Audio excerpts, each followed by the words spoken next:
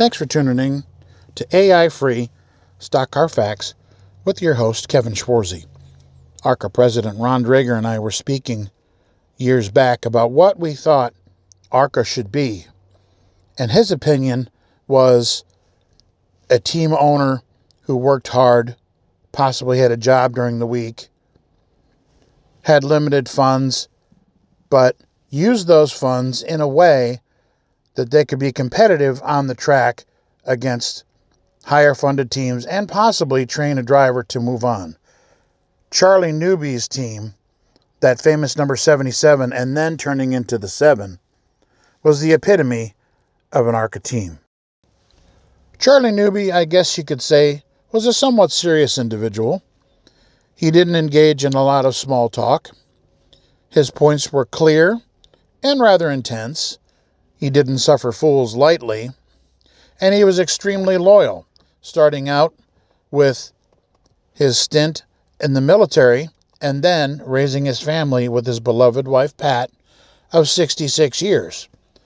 Then they also became a staple on local racetracks such as Mount Clemens. In the 1980s, he started bringing his iconic number 77s to the racetrack with Dennis Metapetigan and Donnie LeDuc, and in 1991, his fortunes seemed to change for the better with the hiring of ARCA legend Mark Gibson from Winder, Georgia. The two were looking up, and perhaps that first win was on the horizon. 1992 looked promising, what with Newby's new deal with Chrysler and Gibson, a legendary figure in motorsports. However, it didn't take long for Mark to grow disillusioned after many mechanical failures, and he left the team following the Talladega race in the spring.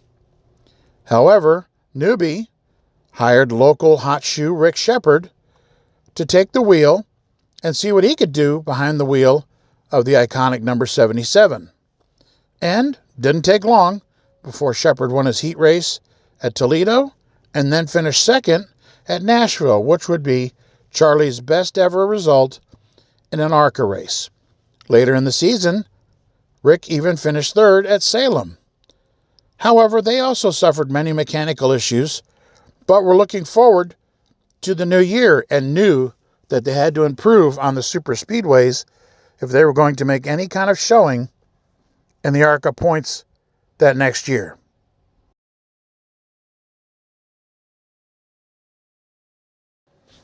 The team was optimistic for the 1993 ARCA season, and they even towed to Daytona preseason testing, knowing they were going to have to work the bugs out of that little Chrysler LeBaron, and getting some seat time for Rick behind the wheel on these big tracks, because they knew he would do all right on the short tracks. They sat in the top 5 in points in the first 4 races of the season.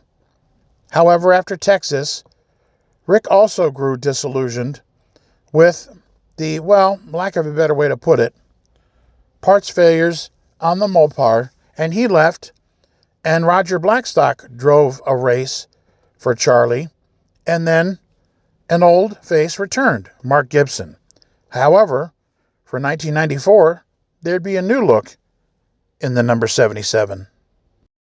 Looks like Charlie preferred the local talent for the 1994 season and decided on former CAS car champion Andy Farr to wheel his race cars.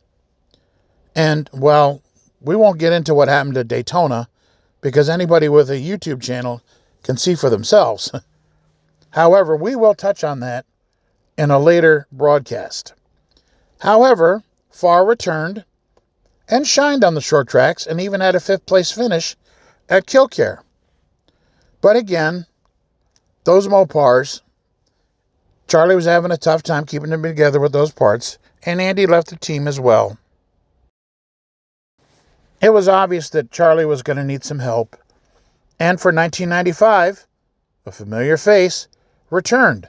However, the number changed from number 77 to number 7.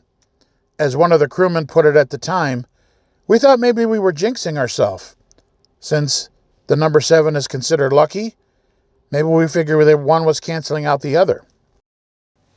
One thing that surprised just about everyone, including this writer, at Pocono in 1995, was when the team showed up with a Dodge Avenger. It was quite the surprise, and apparently a pretty big deal for those at Mopar and Chrysler. The car was very pretty, with a beautiful pearl white paint job, and that iconic number 7 just glowing around the speedway. However, rain forced the teams to come back in July and took away some of the luster of that ride. Sadly, in racing, a lot of teams see the writing on the wall when competing against large dollar outfits. And that's what happened with Charlie and his guys. In 1996, they only ran a handful of races with Doug Coletta. Yes, that Coletta team of Connie, the uncle, and Doug, his nephew, who's now moved on to NHRA fame and fortune.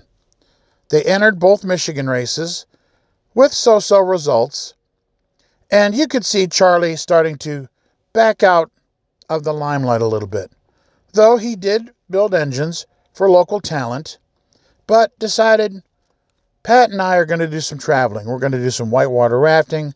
We're going to enjoy music. We're going to enjoy our grandkids. And we're going to take it easy a little bit. In 2012, the Michigan Auto Racing Fan Club awarded Newby its Lifetime Achievement Award. On January 20th, 2025, after a brief surgery, Charlie experienced complications and passed away at the age of 86. He leaves behind a legacy of his wife Pat, his son Robert, his daughter Janice, and his daughter Donna, and 167 races in the ARCA series as an owner. Though not as close in recent years as when I first started my magazine in 1991, I will miss our conversations, and, well, Charlie had a way of putting things that you knew he was serious, and I learned a lot from him. Please, sir, rest in peace. You've earned it.